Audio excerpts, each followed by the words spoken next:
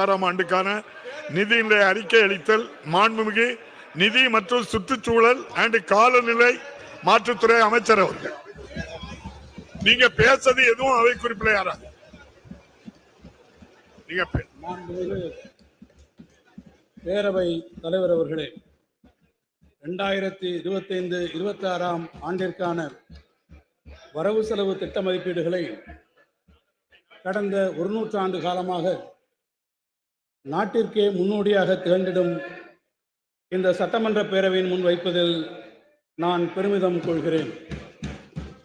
இந்திய திருநாட்டின் இரண்டாவது மிகப்பெரிய பொருளாதாரமாக மதிப்பிடப்படும் தமிழ்நாட்டின் எதிர்கால வளர்ச்சிக்கு அடித்தளம் அமைத்திடும் வகையில் இந்த வரவு செலவு திட்டத்தை உருவாக்கிட ஆலோசனைகள் பல வழங்கி வழிநடத்திய மாண்புமிகு முதலமைச்சர் அவர்களுக்கு என் மனமார்ந்த நன்றிகளை உரித்தாக்குகிறேன். காலத்தை வென்ற ஐயன் திருவள்ளுவரின்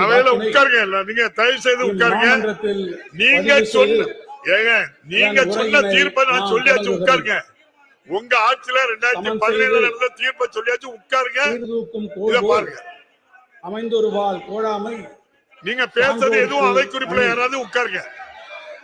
சமநிலையில் நின்று பொருளின் இடையை சீர்தூக்கி காட்டும் துலாக்கோல் போல் எப்பக்கமும் சாயாமல் நேர்மையுடன் நடுநிலை பேணுவதே அழகு.